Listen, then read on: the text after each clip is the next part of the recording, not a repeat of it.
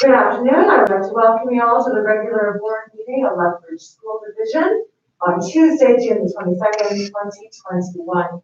I'd like to acknowledge that we're meeting today on the traditional territories of the Blackfoot people. Number one is the approval of the agenda. Are there any additions to the agenda? Seeing none, if I could have a motion to approve. Jan, thank you. Call the question, all in favor? So carried. Now we move on to approval of minutes. We have two motions before us. One is for the minutes of the budget meeting of May 25th, 2021. Are there any omissions or changes from those minutes or concerns?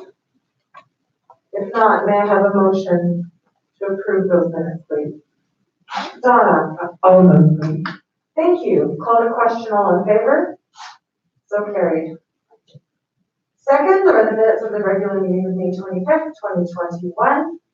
If there are no errors or omissions, can I have a motion to approve, please?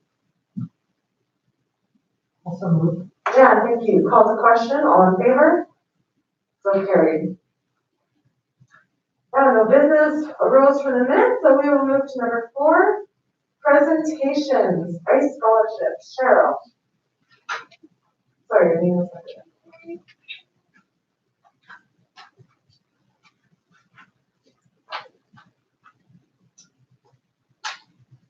Well, I know that the board members who are on the committee that have listened to the presentations by students, and I know that was Doug and Jan and Christine, and I know that Doug and Christine were able to make it today to present and honor the students who were successful ICE Scholarship Award winners. And you know, it's so nice to have that presentation in June because it's inspiring and affirming the creativity of those students, the depth of their thinking and the stretch that they have with their ideas. It truly does fall within the innovative realm. And actually what I found really impactful this year, and I hope it impacts years forward, is the breadth of the projects that were submitted by students, with some with fine arts, some with very practical environmental, such as the cigarette recycling piece, and some with, you know, more sort of that whole connecting community and advocacy piece with eSport, for example. And so I think that the ICE scholarships have, Christine, you can certainly speak to this, have come a long way. We're doing well with them. We've got certainly we continue to have strong sponsorship, and we've got increasing numbers of students who are interested in submitting something to pursue the scholarship, potential nomination for scholarship. So I want to say thank you to the board for supporting this scholarship and all of the work that the board does in organizing the going through the scholarship applications and listening to the presentations. And if there's any other comments by the board members who were able to attend.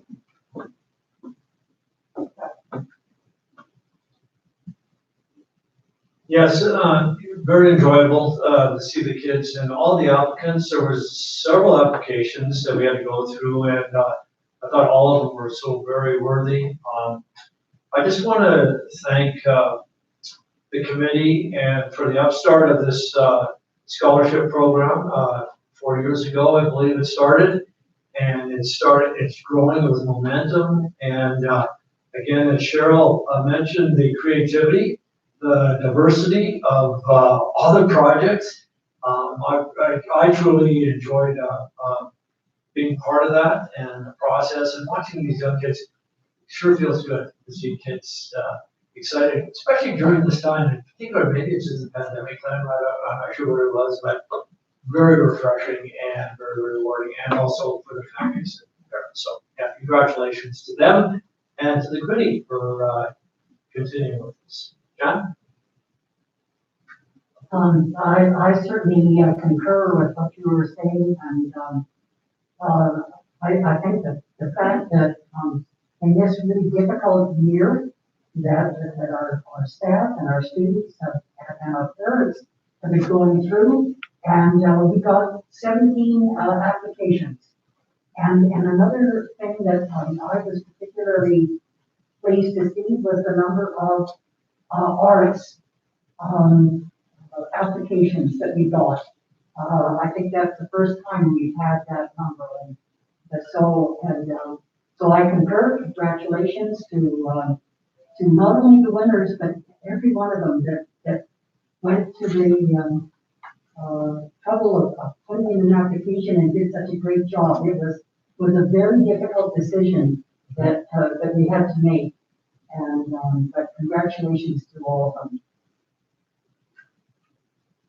We have a very gifted community of students, and it was really it's incredible to see how excellence was from grade 9 through to grade 12. And I agree with my coworkers, the breadth of projects and the number of fine arts this year was exciting. I think we take ideas of what innovation includes very readily. We take it to science, we take it to environment, but I think to experience the breadth through the fine arts lens was really incredible this year, and there's some amazing art pieces.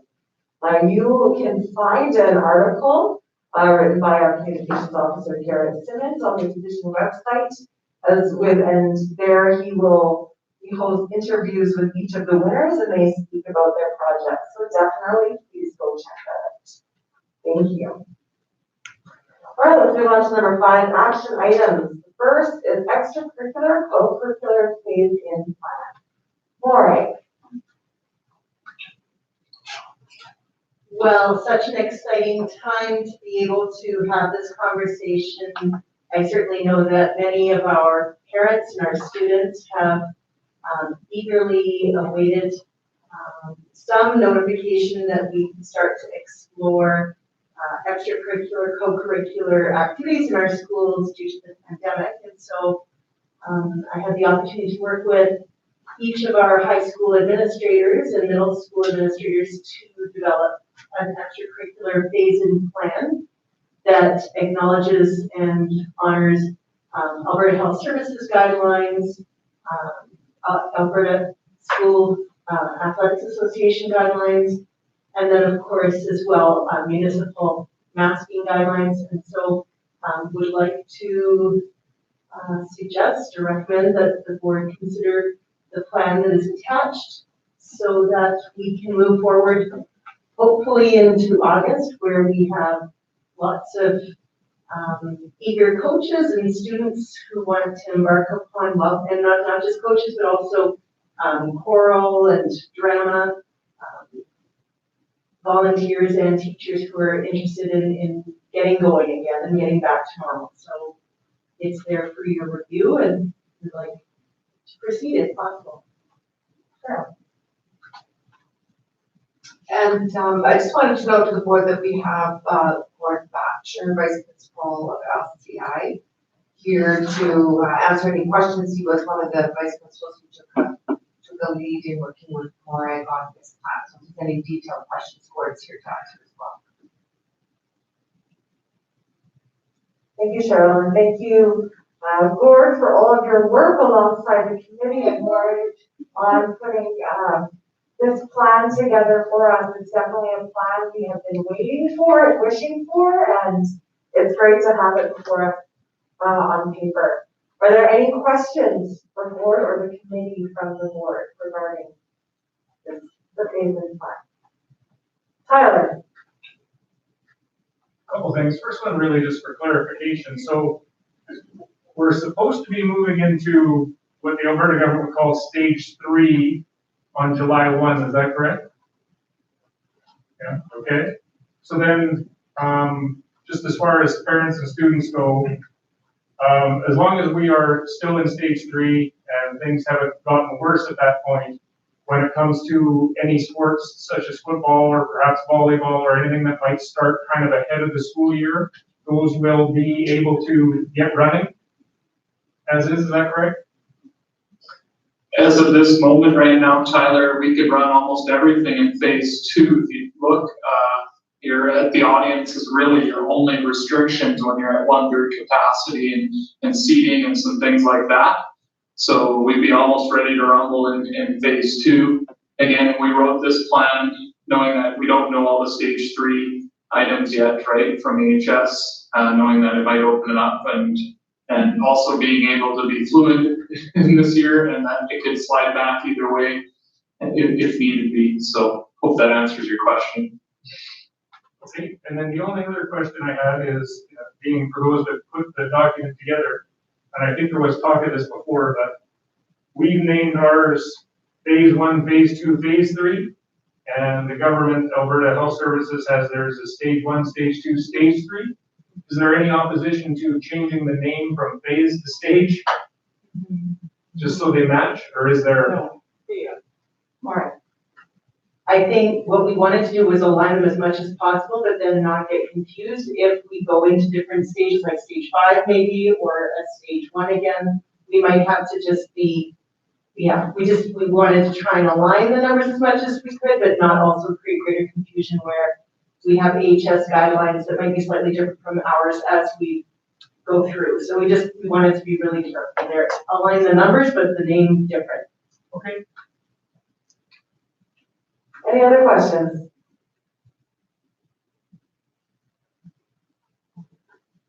Cheryl?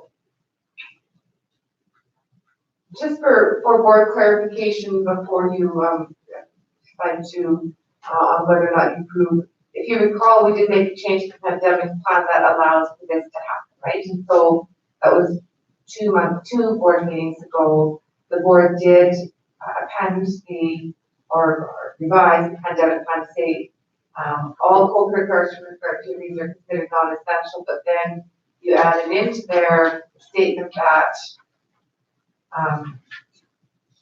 the exception to prohibited co-curricular and extracurricular are those activities that can be delivered online, and you also added as board, depending upon the length and nature of the pandemic at level 5 or 6, the board may consider other exceptions to prohibited activities. If an exception is made by the board, these activities will follow the guidelines outlined in any sort of re-entry plan.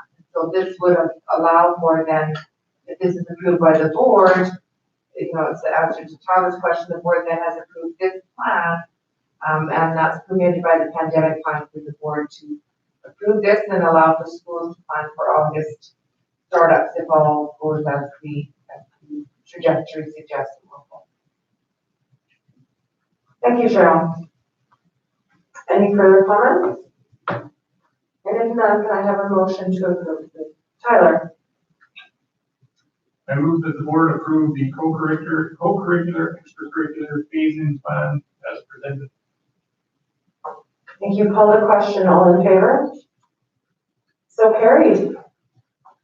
Well, it's exciting. I know teachers and students and the board have missed the extracurricular and the benefit and life that they bring. So it's an exciting place to be this close to starting sports up and starting extracurriculars up. So thank you, and thank you again, Gordon, for joining us and for all the work that you provided to the committee for this. Thank you. Big shout out to all of our other ADs out there too, and people that were helping out with this document. It wasn't just me, it was a big committee group. So again, thank you to everyone, and thanks to Morag and Cheryl also for helping out in all of this. So really excited. Thank you. Thank you. Take care. Right now, we move on to authorization of locally developed courses. Morag again. So this is a little different than the high school process, not as in-depth, fortunately for you. Doug, get ready though. Just a real kudos to our middle schools. You can tell that they're also a little bit inspired after a year in the pandemic, where they've started to brainstorm and say, what other board-approved options or electives can we look at to provide some variety for our kids as they come back in the fall. And these are all the courses that our middle schools have indicated. A middle school member in Alberta Education is up to grade 9, have suggested that they would like approval for September 1st, and that continues all the way through till August 31st of 2025.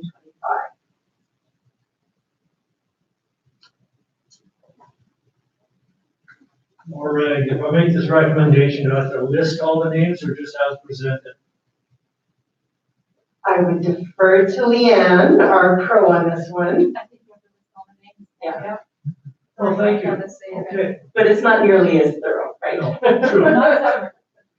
All right, I move to approve the Board of Trustees the use of the following locally developed grades 7 to 9 courses in all division middle and high schools from September 1st, 2021 to August 31st, 2025.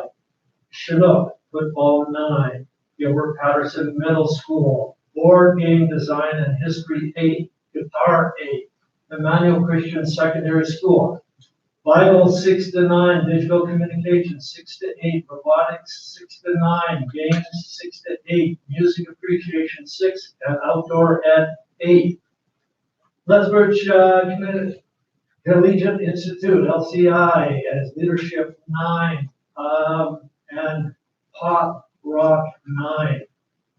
Senator Joyce Bearbear, Falcon Academy 6 to 8. Winston Churchill High School, Film Studies 9 and Yoga 9. Wilson, Basketball 6 to 8, Character through Music 6 to 8, Creative Pursuit 6 to 8, Entrepreneurship 6 to 8, Fitness 6 to 8, Flag Football 6 to 8, Forensics 6 to 8, Functional Fitness Training 6 to 8, Golf 6 to 8, Hockey 6 to 8, Sports Education Intramural 6 to 8, Learner's License 8, Math Card Games 6 to 8, Mythology 6 to 8, Outdoor Education 6 to 8, Outdoor Leisure 6 to 8, Podcasting 6 to 8, Problems and Puzzles 6 to 8, Racket Sports 6 to 8, Read It, Watch It 6 to 8, Sports Performance 6 to 8, Travel, Tourism, Geography, and Culture 6 to 8, Volleyball 6 to 8, Watercolor 6 to 8, Yoga 6 to 8, and Cooperative Games 6 to 8. Thank you, Doug.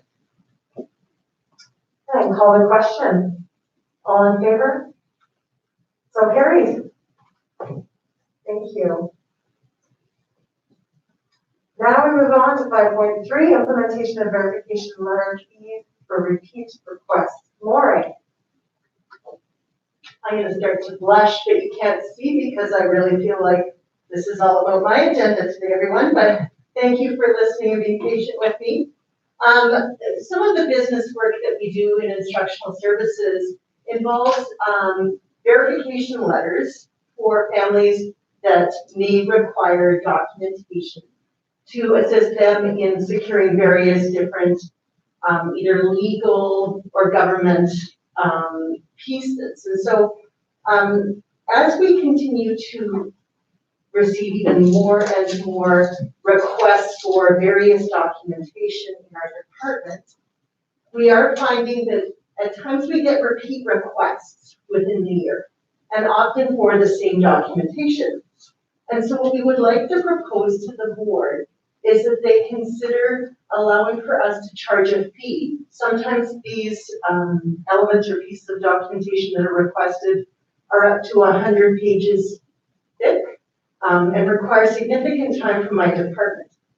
And so to give you some more information on this, my team of administrative assistants just kind of cranked out for you the information that would be helpful for you to make a decision on this front. So this is a basic report of the verification requests that we've received this year. And so within, Christina had kindly put this together for me. The report below outlines the information regarding verifications over the past school year up to May 31st. So for 2021, we've had 234 requests. We project 313 if we continue at the same amount. And so again, these are documents that may be anywhere from 20 to 100 in page number. In 2019-20, we had 319 for the year. The duplicate requests that we've had are 36. So that means that of that 234 up to now, we've had 36 times 2, right? So twice the amount. The type of information that we're often being requested to provide, basically documentation that will support citizenship. 3 are legal, so it might be a custody issue. Student files, so there might be a court case or some kind of litigation happening. 11 permanent residency requests, and 3 is others, so some other documentation that we have to provide. And so of those are less than 20 sheets of paper. Those are greater than 20 sheets of paper. Estimated staff hours dedicated to verification requests. So we'd say approximately 8 hours a week we spend on strictly putting together the documentation requests for these pieces. And so moving forward, Christine and the team, we've talked about what a potential fee scale could look like for only duplicate requests. So please understand, we're not saying that on the first round, we believe we should charge, and that would be consistent with other divisions.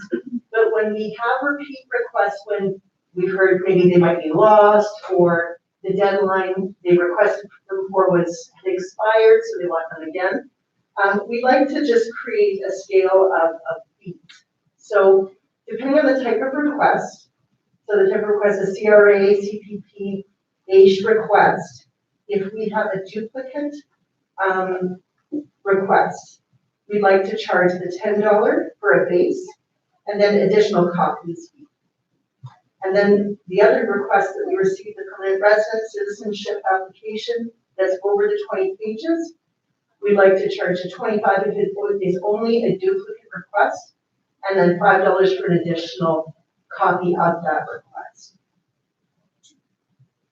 Further to that, we'd just like to recommend that the Board of Trustees approve this implementation plan.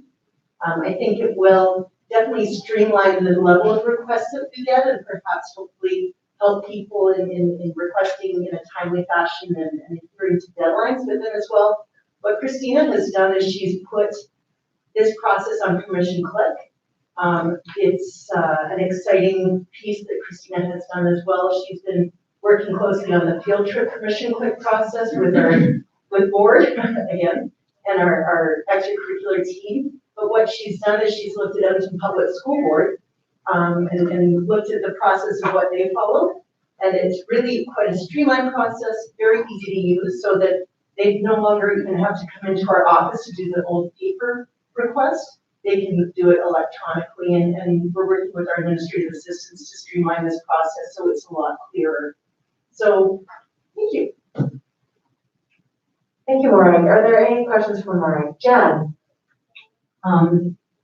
First of all, I think this is more than fair for repeat requests. It's not that we're asking them to pay for the first one, and presumably the only one. And if they have a request, I think this is very fair.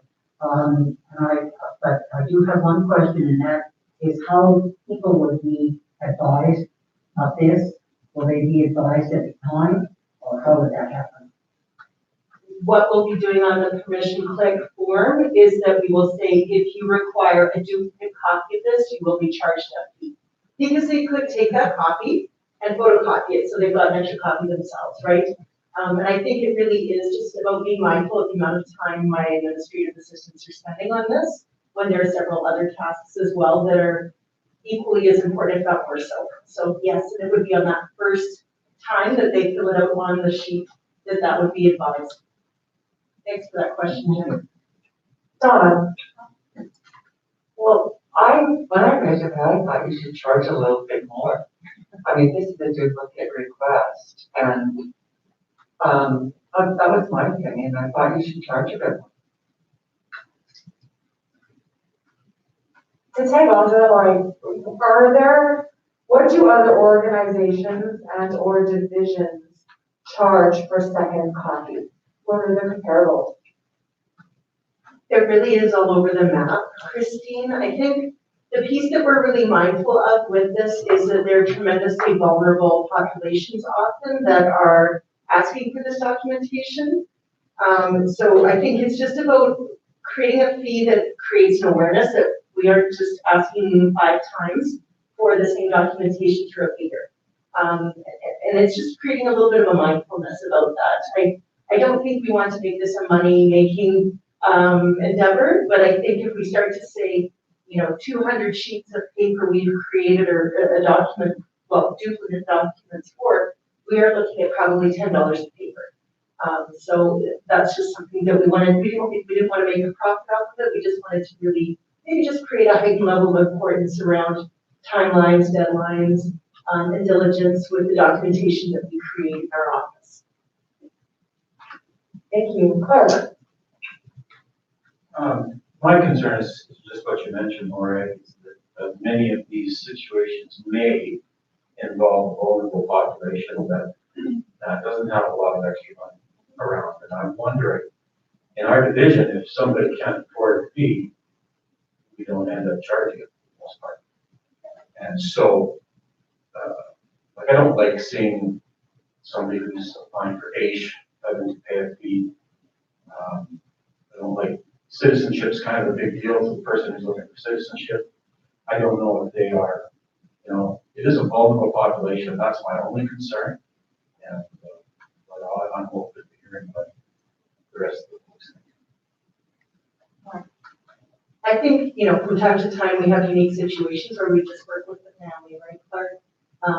I think we do our best to support, and remember, the family would already have received this. They would not have charged a fee. It's when they ask for a second one that's been lost or misplaced, right?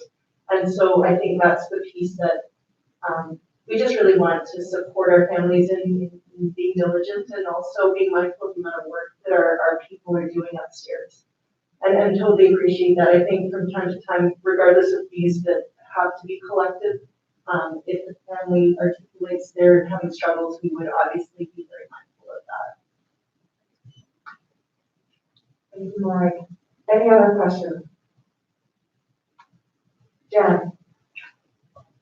I'll move that the Board of Trustees approve the implementation of the above schedule of fees for repeat or redundant verification document request. Thank you, Jen. Any further discussion? Tyler? Just think you have to add to that, effective August 15th, 2021. You need to have an effective date for your payment on it. Thanks. If that's the date you want, I guess that's another question. Why August 15th? There's a question for In our most busy month, and you'll see us running, that's the time when often a lot of our requests come in, because people take their summer off, and they've got their government letters, and they'll come in, and we have over probably 100 in September. And that's a very busy time for my staff and also to do this. So it will tighten up things a little bit for us for the August, September. Is that considered a friendly amendment then? Can you take August 1st? August 1st works. August 1st. Okay. Thank you. Any further discussion? Thank you. Call the question, all in favor? So carried. Thank you. Right, 5.4, building brains together. All right. Super exciting time. As many of you know, our dear friend Isabel is leaving us, and this is a bit of a legacy that she has really spent significant time around, which is the relationship of the University of Lethbridge, the Building Brains Together group, and herself. And what we had really learned through the pandemic is that some families really like learning at home.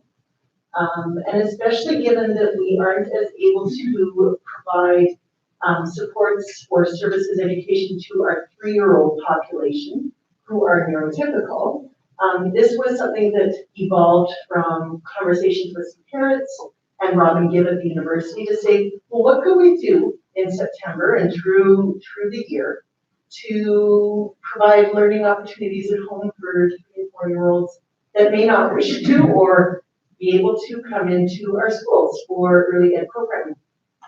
And so what we did is we created a partnership and program that our early learning educator, one of our early learning educators would provide, and it's an online learning opportunity.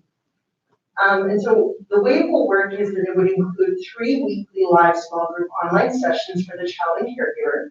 And then the program ultimately strives to empower parents and caregivers. As many of you heard, our family-oriented programming really was a loss to our community with the tough shifts in funding.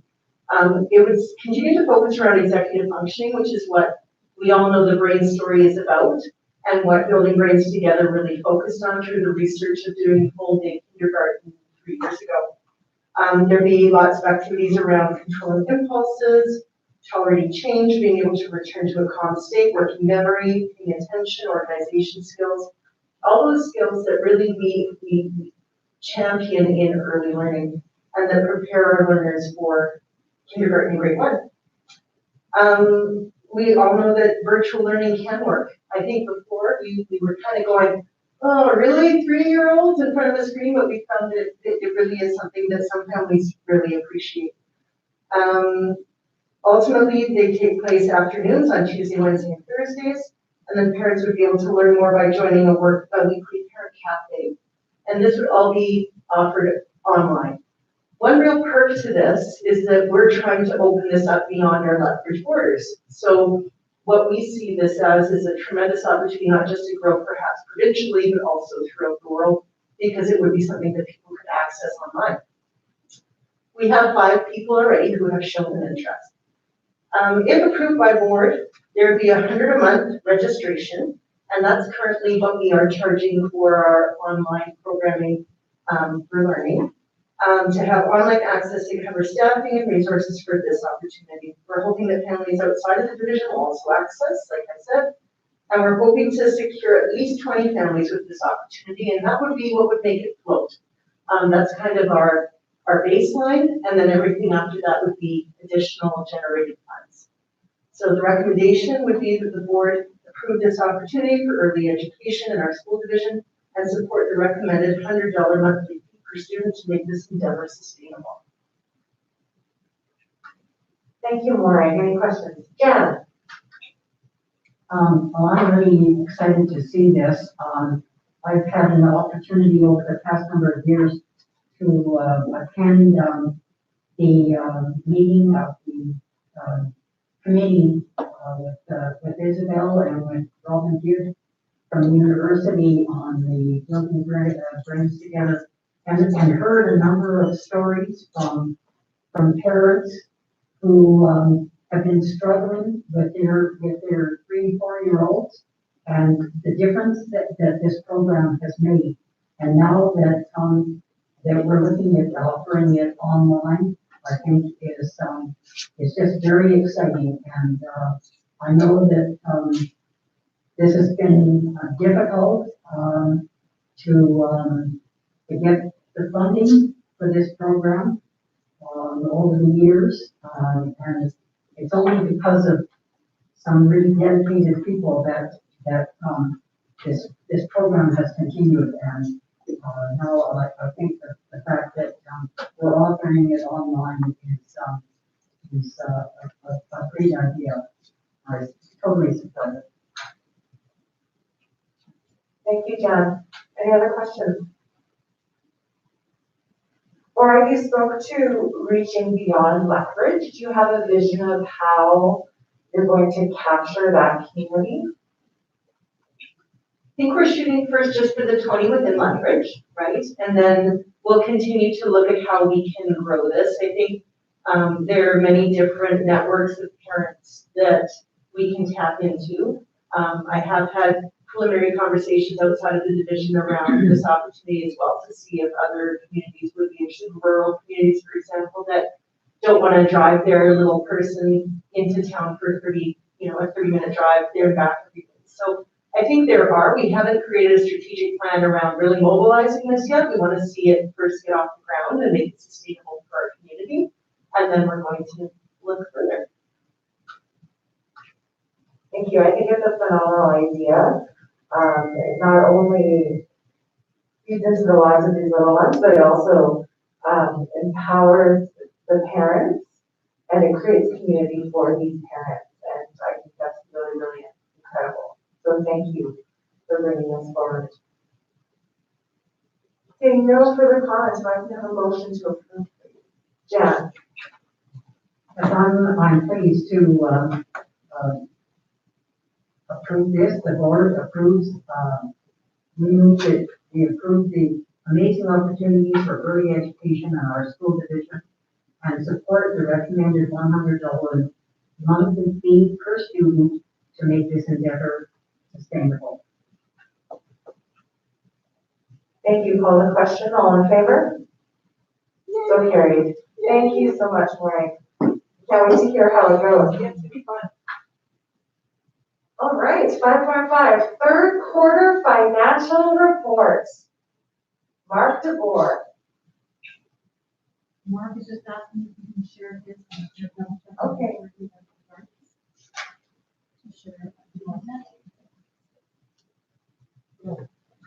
No, yeah, I can certainly say, so, Mark will be presenting the financial report for May 31st.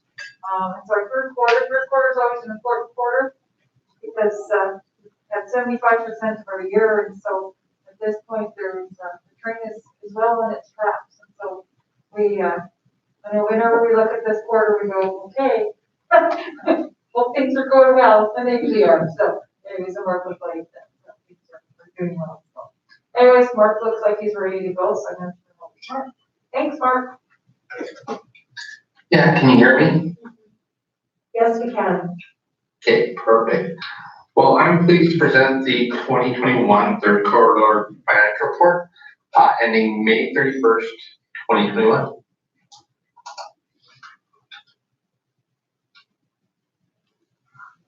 This presentation is an overview of the quarterly reporting and is in supplement to the actual quarterly report, which provides much more information on the third quarter reporting.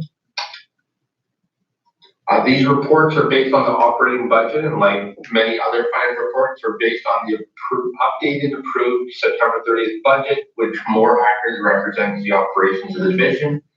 The following were updated from the September 30th budget.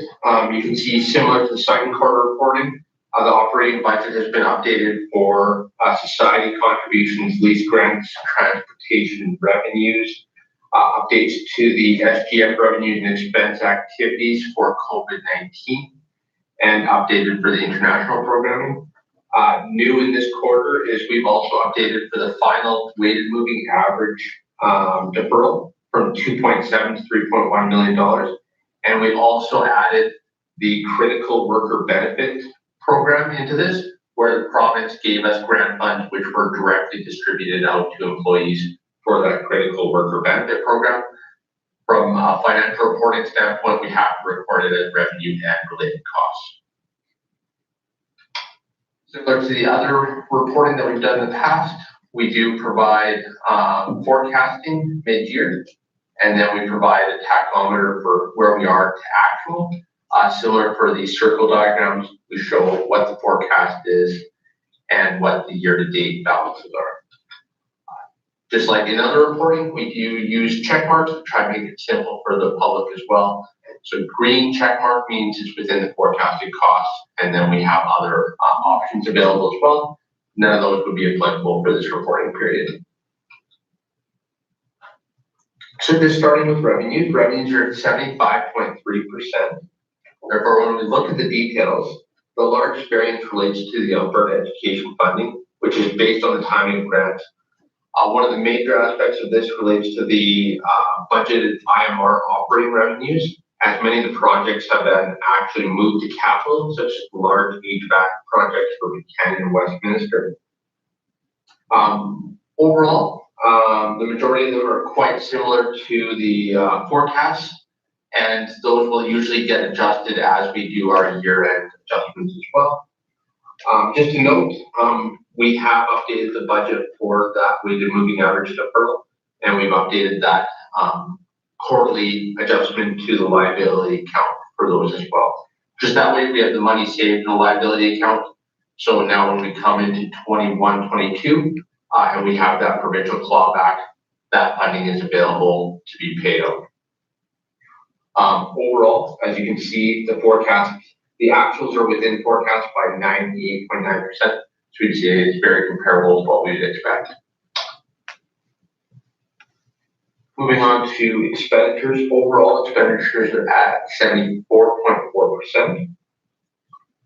We'll go into the expenditures by the different types of programs and by type throughout this presentation. But overall, you can see we're at 96.6% of the total forecast. So on an overall picture, we're very much in line with what we would expect and compared to prior years. Just moving on to the different expenses by major segment or department.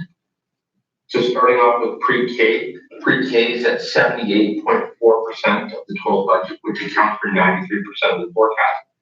There was some savings on some staffing and some unused contingency, but overall we would say this is in line with the budget.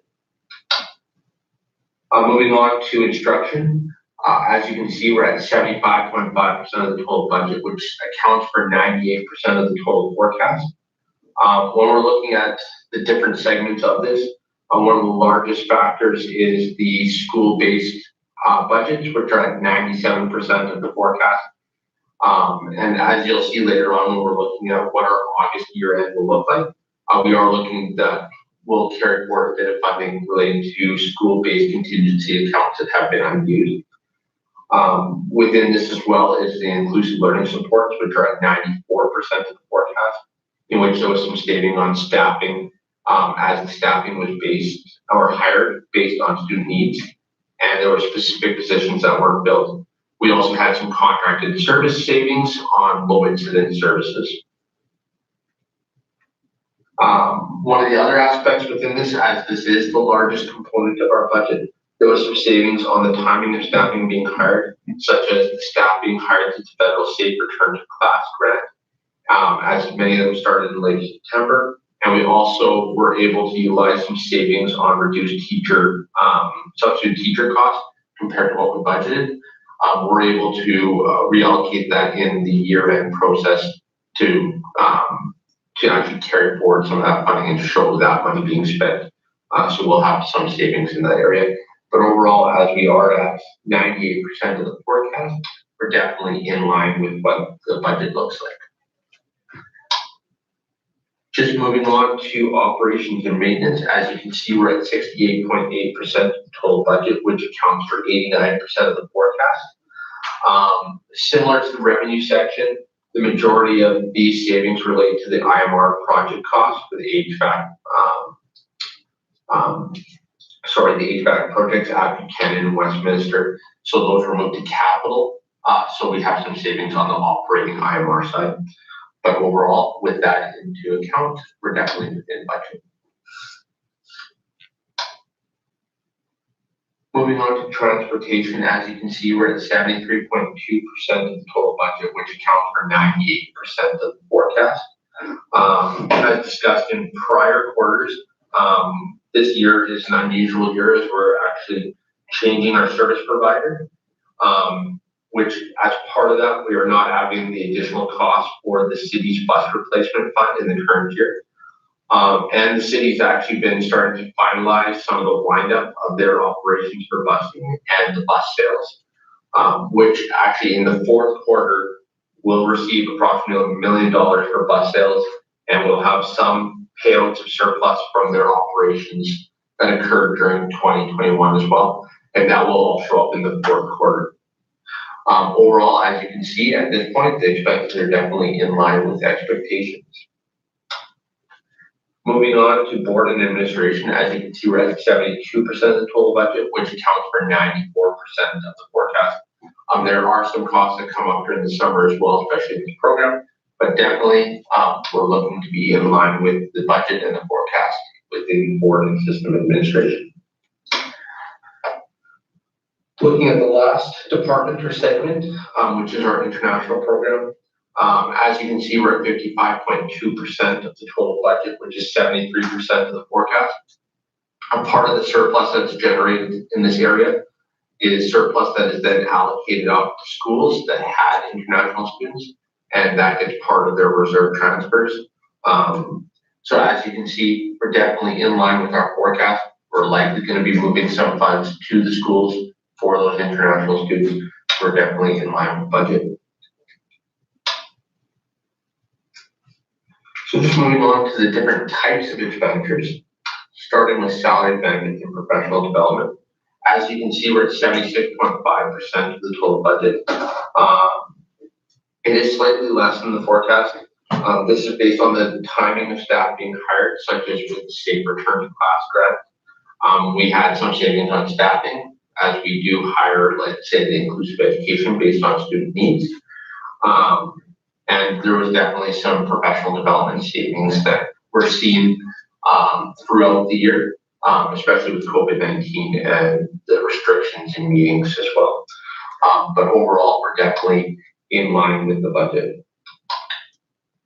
Moving on to contracted services, as you can see, we're at 69.8% of the budget.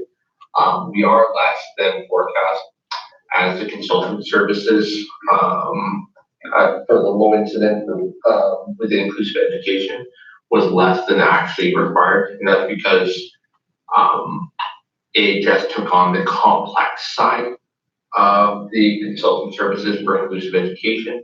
I know I talked about this last time as well. I'm just reminding everyone. And then we did have some additional savings on transportation and other maintenance costs. But overall, we're definitely in line with budget and forecast as well. Just moving on to other services.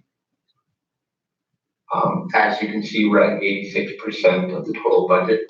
We did have some savings on rentals at this point, and insurance costs were less than projected. So we'll have some savings in this area, but we're definitely in line with the budget. Moving on to supplies, as you can see, we're at 61.1% of the total budget. It is less than forecast as many of the schools' general supplies and other equipment is still needed to be purchased or is not needed at this time. Similar to other years, if they are not required to buy at the school level, that would go back into their school surplus accounts and be available for future use. But overall, we're definitely within the forecast and within the budget, and we'd say it's good in this area as well. Moving on to other expenditures, similar to other reporting and other years as well. Definitely there is a significant amount of contingency accounts that were not required to be utilized. So we're at 21.9%. Similar to the supplies, any unused contingencies would then go back into the school and can be used for future use in their reserves if required. But definitely overall, we're definitely under forecast and under budget. So we'll be good in that area as well. Our last major type of different expenditures is our transfers, SGF and capital. As you can see, we're at 66.2% of the total budget. It is less than forecast. This very much comes back to the IMR costs that we've actually moved some of those large HVAC projects from operating to capital. So that's where our savings come in. When we're looking at SGF, we're actually coming very much in line with our updated budget, as we did adjust the SGF revenue and expenditures to account for those COVID and the lack of, or the reduction in the amount of COVID activities that we could do this year.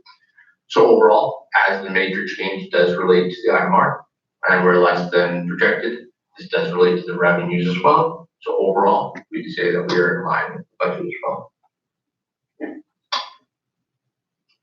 So as we start looking forward to where we are going to be at the end of this school year, as you can see, we're looking to potentially carry forward or not use as much reserves as we initially planned. we're actually gonna have a slight surplus, what it looks like at this time. That surplus is generated from us having slightly higher revenues than what's expected. The biggest portion relates to the increase in First Nation tuition, as we just had higher student enrollment for that area. Investment income, unfortunately, is less than budgeted, and we're still gonna expect that it is gonna be less than budgeted, just with the significant rate reductions on our investments with the reduction in the prime rate that was kind of unexpected. In relation to pre-K, we are expecting to carry forward some money for some of the staff savings and some of the savings on the contingency accounts.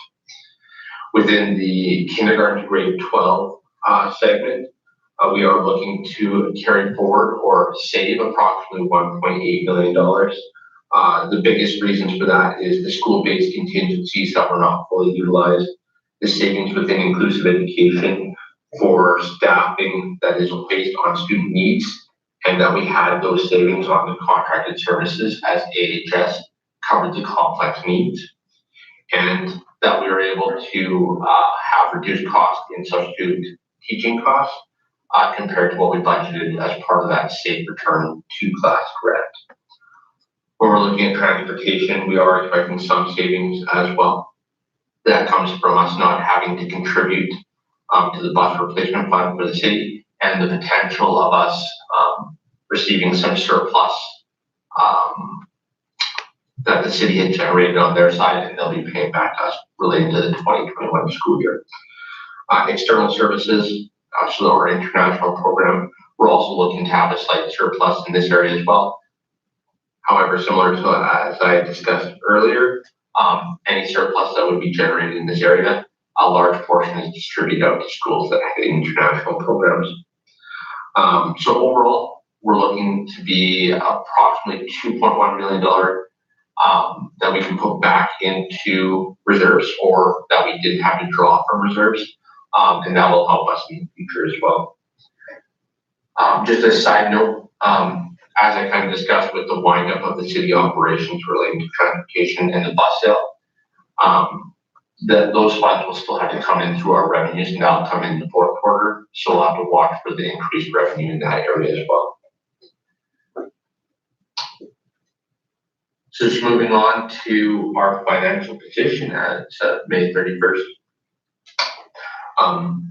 At May 31st, the division had net financial assets of $15.8 million, which is an increase from the prior year of $10.8 million. And the non-financial assets and the related spent deferred capital contributions have both increased with the construction of the new Dr. Robert Plaxton Elementary School, as both the tangible capital asset relating to that building increases, so does the spent deferred capital contribution.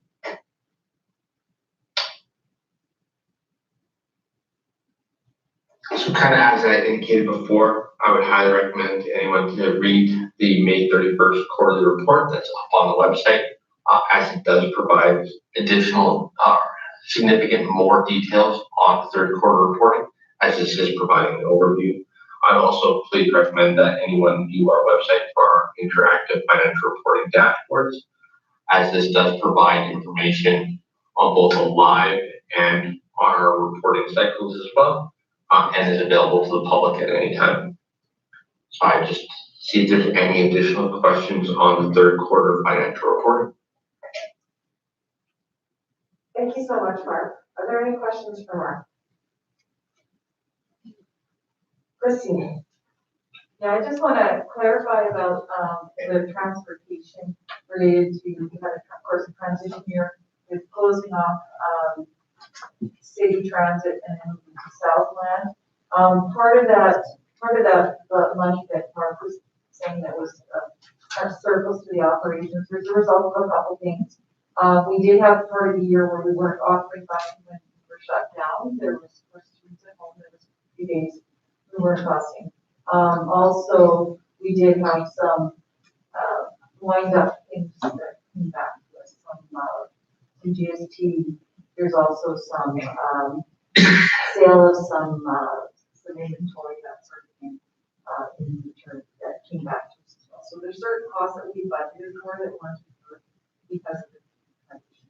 So The majority you'll see is department in the fourth quarter is from selling the buses that will come in, and as we had talked about, I think a meeting or two ago, that we've approved expenditures against those in terms of upgrade systems, yes, as well as some costume furniture. So the timing of those expenditures may not align in the fiscal year with the revenue, but they will probably align in kind of what revenue coming this fiscal year, the expense next fiscal year. So we'll look a little wonky in terms of our surplus for competition. That's probably correct.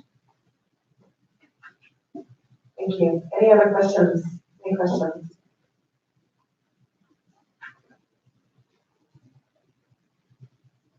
I have a question regarding the professional development. I'm just curious. Because there's the forecast and then the budget, and I know this is a year where there's no travel. In a typical year for professional development, do we meet the forecast? Typically? You do? Okay. Okay, I just wanted to clarify that. Well, thank you, Mark. Thank you for all that you do. Thank you for keeping the dashboard up to date and allowing our division to be transparent to the public regarding our financial report. And thank you for the diligence and professionalism that you give to your job. It is greatly appreciated.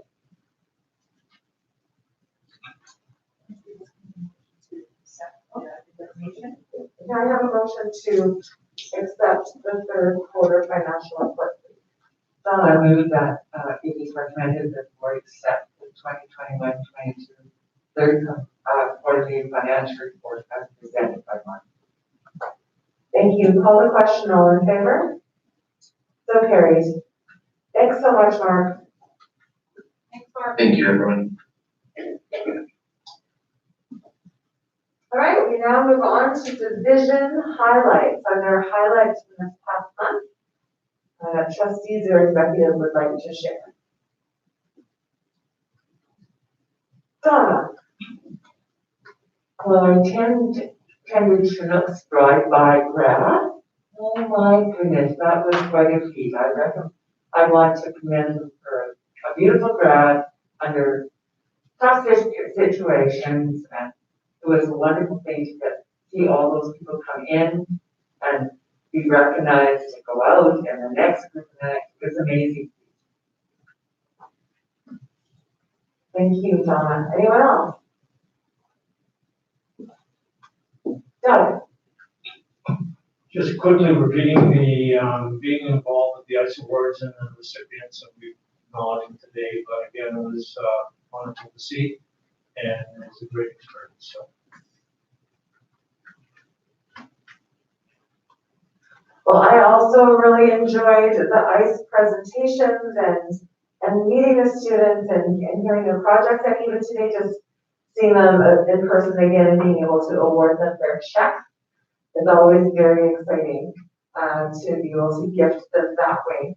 A couple of other highlights. I attended the ASBA SGM. We had a full day of resolution meeting, but then we also had another full day of professional development, so that was really good. And I know at Lakeview Elementary, and I'm not sure if other schools are doing it, but they were able to go to Henderson Park this week. So it was really exciting to see kids be able to go off campus and have fun. And so that was really, really exciting to see that. All right, next on our agenda is the public forum. The public forum happens at 5 o'clock. That is a half an hour from now, and so we will return to the public forum at that time. So for now, we'll go on to our information items. We have our board chair report. So first is standing committee. So our Board of Trustees committee chairs are asked to provide an annual report in terms of reference review at the board meeting in September of 2021. And the standing committees are as follows. I believe, are they in front of everyone at this time? There's a list of the standing committees. And so that's just for our information to have those for our following board meeting. And for our Pandemic plan updates. Well, our update is, the extracurricular, co-curricular phase-in plan that we approved earlier in this meeting. It's very exciting. I know it's been a long, hard 16 months, and it has not been a joy of the board to have to continue to put limits on extracurricular and co-curricular activities. We know that kids thrive and they grow when they have these activities. So thank you again to the committee that put together this plan.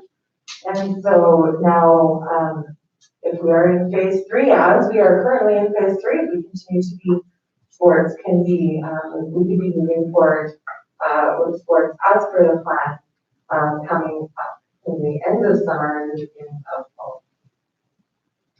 Associate Superintendent Reports, business operation. Christine. Okay, so, really exciting news. Dr. Robert Claxton has quite a bit of their furniture and resources have arrived. It's pictured there. Really have to commend the work of Joe Perry, Sherry Lacey in purchasing, and Aaron Kirkett for their work in purchasing the furniture and equipment for the school. It looks fantastic. You also have a picture there, of course, of the landscaping. If you have not driven by the school, it looks really good. The furniture and equipment, I would say, is really excellent. It's great quality. I was very, very impressed with it. And then last week, technology department was in installing the technology, getting the teacher stations up and ready to go. And this week they have started on putting the gymnasium in, and that's kind of the last big piece of that school that has to happen, the gym. And so that I imagine will be done by next week. And then we're waiting on the few final pieces for the playground. There's clarification right now, and then we're really close. So very exciting. And you'll see when we have sometimes teams meetings with Erin. She'll be sitting in a little makeshift table at the school where she wants to just be out there the whole time. The office furniture is one of the pieces that's in delayed, but we'll be arriving hopefully later this month or later in July. So it's all rock and roll. So excited. Lots of things, of course, going on facility-wise, and you'll see more of that in the facilities report. Of course, finance, our big thing was the quarterly report this month. Occupational health and safety, I've shared with you a poster we presented to our joint workplace health and safety committee on the accomplishment this year in safety. A really big thank you to our caretaking staff, our school administrators, the school staff, the site safety committees, because they really did break from August to now, have done a lot of work in making sure that our schools and buildings are safe for COVID-19. They enacted all the protocols, the specialized equipment, and really made sure that our schools were safe for everybody. And so a lot of work was done this year. We've done a lot of work with our new structure and our system, work plans, and so really pleased. And then we did a survey of our school administrators and our site safety committee members, just to get a sense of, how did we do? And, 17% said that safety did increase this year, 20% their safety awareness increased, 22% no change. Nobody said it decreased, so that was a good thing. 98% felt that the site committees have meaningful input into safety at the workplace. 93% believe that they are informed about incidents, inspections, and corrective actions, and 96% believe their concerns were addressed in a timely manner. And so, really happy to see that. A lot of people pleased with safety going on this year. So some of our concerns and areas that we're going to look at are some areas around just more awareness on what site committees are doing, some more communication to make sure that at the school level they know what's going on with incidents, and of course, I'm always looking and focusing on training better in safety. Next is in technology for summer, as well as facilities. Technology takes on a number of projects. Of course, we'll be working on getting those mobile laptop devices ready to rock and roll. We've been doing lots of work with educating our staff on phishing. And I'm not talking fishing off the dock, I'm talking about fishing where we get emails to try and infiltrate our systems or cause a fraud or a ransomware. And so we did a mock trial and our staff did really, really well. And so they're gonna do more of those as we go through, and they're gonna get progressively harder right now, but so that everybody be aware of that. And then of course, there's lots of security work that they do during the summer just to make sure that our systems are safe. In busing, we're really excited that we're going to be working on an event in August 21st and 22nd called First Ride. And we're gonna host that at Dr. Frankston School. It's an outdoor event, and so unless something comes up that says we can't host it, if we're in free, we can do it. We'll have about 5 buses that will show up, bus drivers. We will educate parents and kids on safety, get them orientated in the school bus. We'll take them for a quick ride on the school bus, so just so it's not so scary on that first day of school, so they'll get orientated to that. So we're gonna firm up our details and work on our promotion, probably early July to be rolled out in early August. So that's awesome. I'm pretty excited about that. And then that's what it. Thank you, Christine. Any questions for Christine? I have a quick question about the first ride, and I don't know if you can answer it. Yes, because I know you're still working on detail. Will students be able to ride to their new school, or what kind of routes are you thinking of? Yeah, no, that would take 100 buses to do that, unfortunately. So, no, what they're gonna do is they'll start at Claxton, and then they'll take them for a quick ride, for a short ride out, and then come back to that same site. We did talk about dropping them at another school, let them go off and on. There's logistics in the family, but if a parent is not driving their kid, and they just felt Southland has done this a number of times, so it's just easier for quick and have them start and stop this. Yeah, it doesn't help with the actual stop they get used to, but that's logistically not it. We have 3,700 just us, and we're doing this with both students as well. Well, I think this is a great thing to do for our kids. Thank you. Any other questions for Christine? All right, seeing none, we will move on to human resources. Mike. Thank you. So just a few highlights to share with you. First of all, as you know, we've been into employee recognition and working on years of service. So 118 employees with 1,480 years of experience. So that's pretty cool. They'll be recognized. They've been recognized for the last few weeks, and as you well know, the bulk of the recognition is going to happen towards early next week. So just want to say thank you to the trustees for all the work that you do to make that happen. It's greatly appreciated. And certainly the HR department does a lot of the coordination, but it's really at the school level or the site level where where the recognition really happens. So then in terms of retirements, at this point we've got 23 retiring employees. So many of those, there's a lot of recognitions for retirements going on at the site level, and then of course they're often part of years of service, that sort of thing. And just as a point of comparison, last year we had 39 retired. So last this year. In terms of staffing, we're making really good progress. There's always work to be done. According to our workflow software metrics, we received 1,800 applications in the month of May alone, which is a pretty significant number. Some of those are people applying for multiple positions, but gives you a sense of the amount of work that needs to be done just to even consider all the different applicants.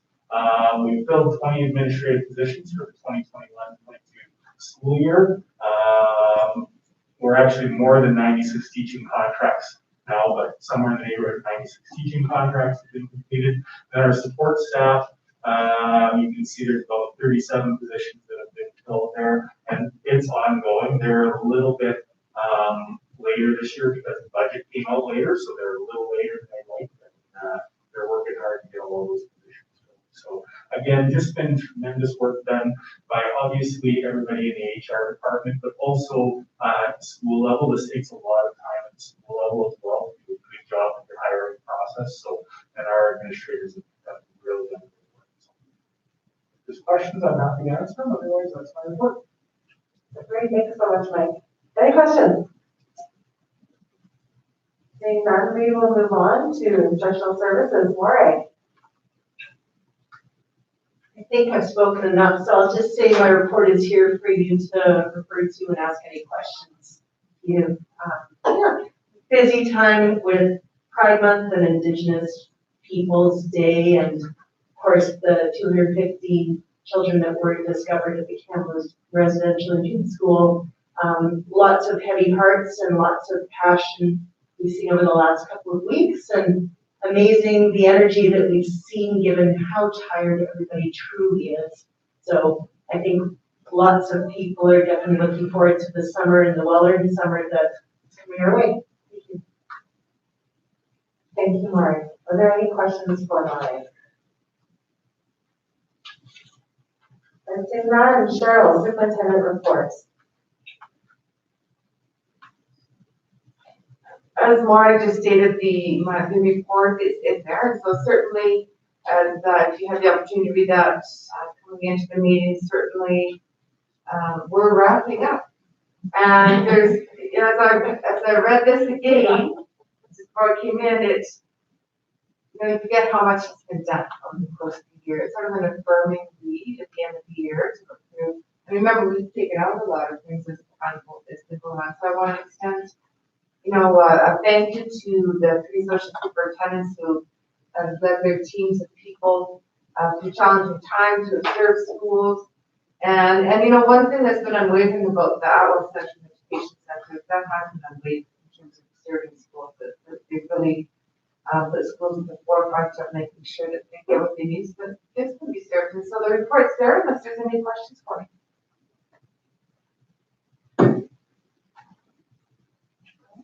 Seeing none, we'll move on. Thank you, Cheryl.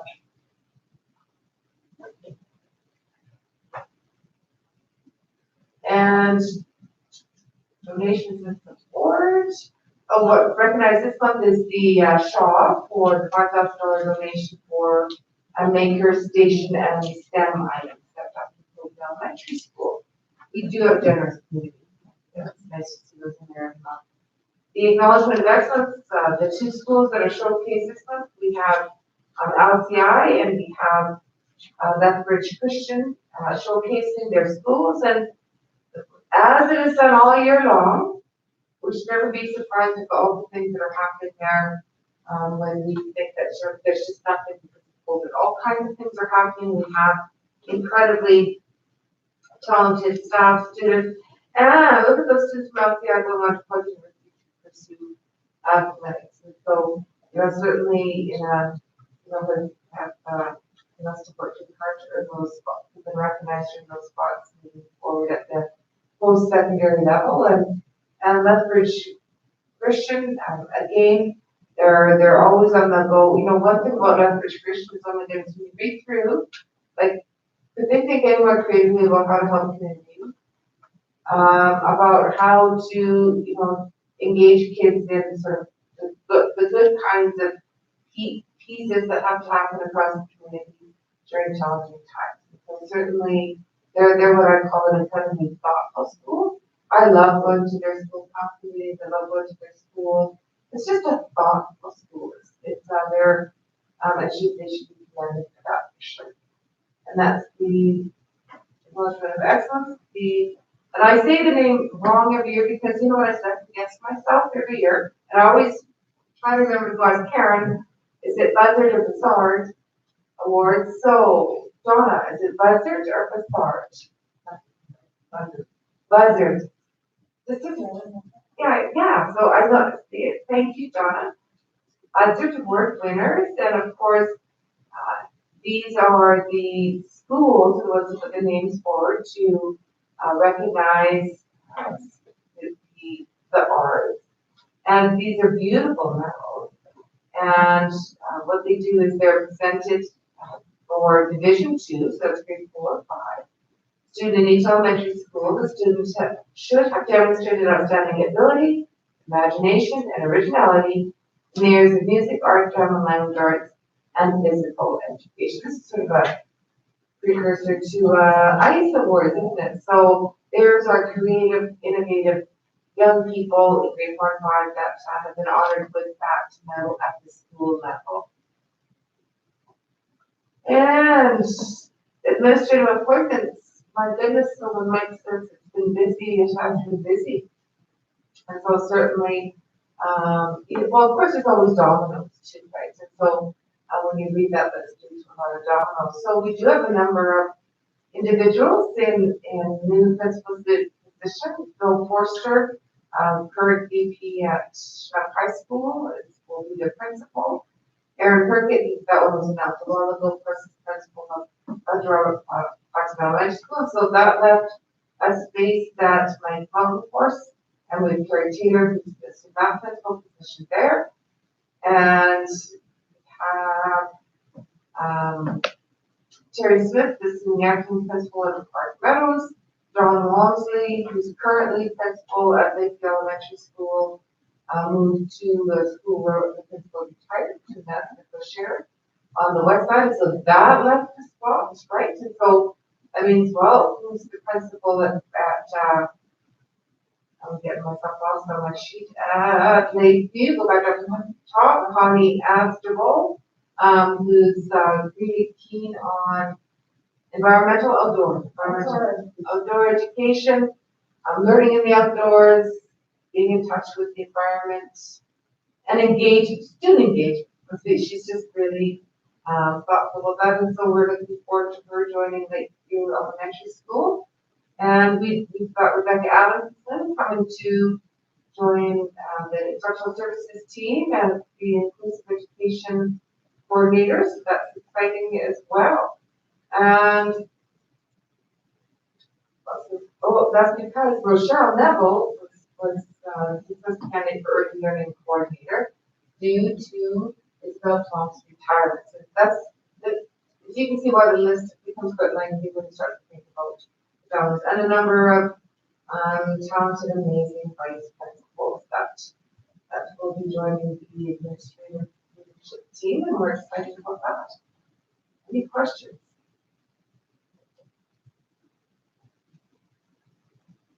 And we get to the calendar of events, looking shorter than because we've got, of course, the summer coming up, which is great. We've got the last day for elementary middle school students is 25th, and the last day for high school students, because there's a science 30 exam scheduled for Monday the 29th. That's officially the instructional day for high school students, but my understanding, we have one high school student writing science 30 just one examination. So I would suggest that all of our students are done at the end of the week, because we don't have any students writing the science 30 following examination. And so we've got our teachers finishing up on the 21st. Any questions? Hard to believe the year's done. And yet it's Yahoo the year. So that's come too fast. It's still lots to wrap up, but it certainly has been timely, because as I've been visiting schools, the executive council has been making a point of visiting schools over the last week. We've been taking little sunshine buckets with little play things in it to remind them to have fun over the summer. And people are just ready. People are ready for summer. We walk on the school start to teach. Everyone's ready. And yet at the same time, they're proud of themselves for making it through the year. And when they reflect on things, they're actually some of the schools, I know at Westminster, for example, and they talked about they've had the best student achievement ever, because it's just sort of been very focused this year. So there's always great things that come with challenge. So the schools will be happy to wrap up this week as well. Thank you, Cheryl, very much. All right, we'll move on to our reports. Facilities Committee, Doug. All right, I'll keep this very short. You can pretty well have read all of it, all the the changes. I just wanted to say congratulations and a thank you to Dana Eaton and Chris Chapman and the team. They're doing so much with it throughout the year and getting the new platform school up and going. They're changing over the security system, the pod system, which is large. I guess I have to hand in my own pod. But bottom line is there's lots of projects going on this summer. Staff have been advised not to be in the building. His team is all over the district and just working on it. If you want to see all the projects going on, you can scroll down. It's on our website. Really, I think you've heard it all from Christine. Thank you, Christine, for running that committee. I've enjoyed being on it for 4 years. Really enjoyed it. I'm gonna miss that for sure. Okay. Any questions? Okay, Division School Council. I was at that meeting. I'm just going to walk on those minutes again are on our website. Probably a majority of the conversation of that meeting was relatively short, was around that the bill changes. And Cheryl handled that very, very well. Obviously, any kind of change that happens these days is tough and it's difficult. Particularly the concern was, why are we changing? What's the rationale? Elementary kids in particular, and there was there's some conflict with the busing and particularly with Toby and some things. And Cheryl said that they were looking into that, and that was taken care of. Again, with any of these changes, it becomes difficult, but I think the one thing that Cheryl said, which I really appreciated, is yes, when we're making these changes, we need to be a little more open about things, get that information. It wasn't on purpose of any part, but it was about getting some clarification, and we took that to note. And that's basically, that was probably one of the shorter ones. I did talk about the assurance plan. And then kind of reminded the parents that we have these plans throughout this whole before, and then they want to know how do we know what's being assured. And then actually Cheryl did a great job, put them to and said, look, if you can look online, you can see how things are actually moving at this point. So put them to the website again. It's about just letting people know. Yeah, it was a spicy meeting. It was good. Questions were asked. We answered the questions. I thought it was well done. And looking forward to the school council, when they have it. So, yeah. I try to answer any questions in that way. Any questions for Doug? Good, thank you. Thank you, Doug. All right, next is the ASBA Spring General Meeting that was held on June 7th and June 8th. We attended virtually here in the boardroom. Myself with Doug, James Clark-Bosch, Jan Foster, Major, and Donna Hunt were able to attend. And so before you is just the professional learning sessions, the titles and the speakers that we were able to take in, and they were all very good. I think there was lots. I'm going to open it up to trustees who are in attendance. If there's anything in particular you would like to share. I know in one of them, the first Amber Herbst, she spoke about equity and how equity can only be found through process and not just words. How it's so important for us as a division and us as a board to jump out of the policy and personalize and build relationship and welcome engagement and conversation. And it was really, it was a good session for me. We've been speaking quite a bit. I've been speaking quite a bit with Cheryl about how do we strengthen stakeholder communication loops and obtaining more feedback and appropriate feedback. And so I'm excited to take things that I have learned in these sessions and move forward with them. Is there anyone else who is present that would like to speak to it? Sorry, and then we'll go to you first. Well, I always like to see that we know that out of the pandemic, tough times, there's always growth. So I was really interested in some of the professional development sessions, and one of the ones that well, everybody likes to predict what the growth is going to be, but they said there's a theme supposed to be a nod that coming out of this pandemic will be a human paradigm. And we'll look at the well-being of learners and social intelligence and equality for all people that in the education system. And then strongly collaborative system, collaborative between teachers and schools to schools, boards to boards, and superintendents to superintendents. So that was just fun for me to listen to what people thought they would predict coming out of the pandemic. Thank you, Donna. Clark? I would just like to suggest that if that's the kind of lineup that the ASBA can put on virtually, that they do it virtually every year, because though that was the best professional development that I've had in the 4 years at that conference, because they were in their living rooms speaking, and the who's who of those speakers, I can't imagine what that would cost to bring them all into a conference. It was just excellent. So that's my thoughts. Thank you, Clark. Anyone else? All right, we will move on. Indigenous Education Advisory Committee, Doug. All right, just very briefly, there was a lot of minutes on there, but what we had is a review from the different areas. Melanie Morrow reviewed, she's in charge of the Indigenous K-4, and she talked about the things that they're doing, so they did a brief review. It's really nice to see from that grade level and all the things that they were doing in the classes and helping with teachers. And then Jenna Josen was with the middle schools, and she was replacing Shawnee. And she talked about the different programs that they're offering and all the collaboration with the teachers in the classroom.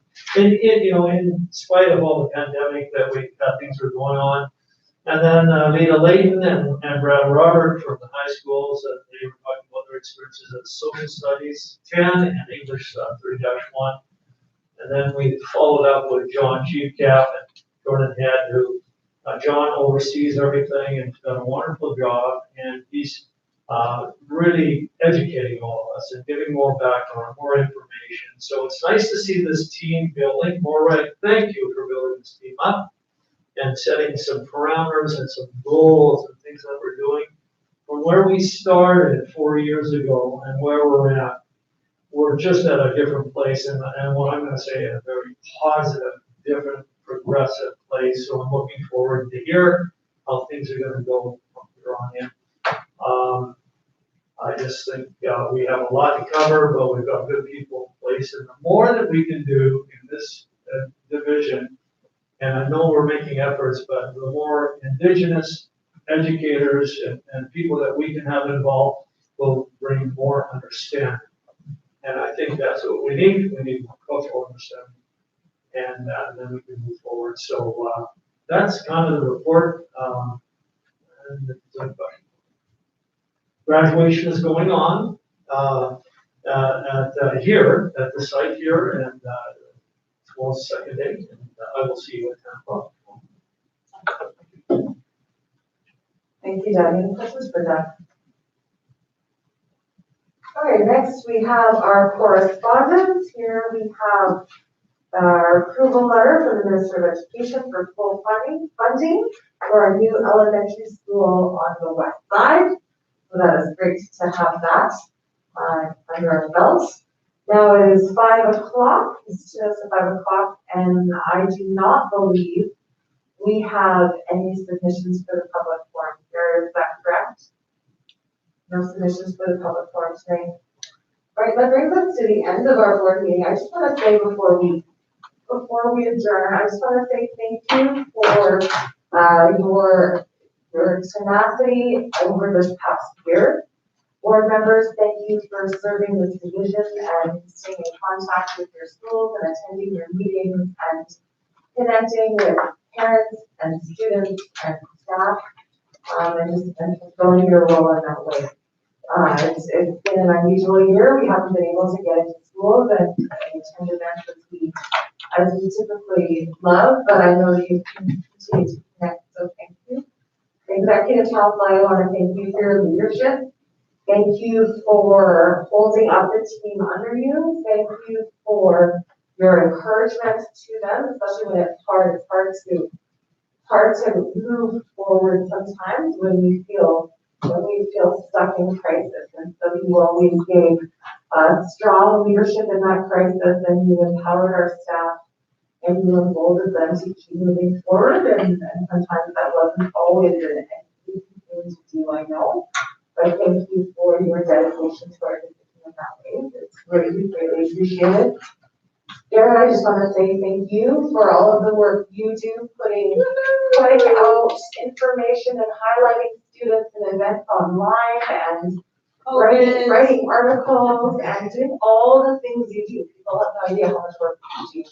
So thank you for all the ways that you give to this division. You're greatly appreciated. And Leanne, thank you for really holding it all down. Thank you for all the work that you do. You keep all the pieces together. You support, you give information, you give us everything that we need, and you hold the communication down, and you make sure that we know where we need to be and what we need to have. So thank you for all of your work. You're appreciated as well. And so I hope everyone here has a fantastic. I wish all the staff in our schools and families a fantastic summer. I think we're about 1 week until I officially say this year is done. So thank you everyone for carrying us this year. Have a great summer. This meeting is adjourned.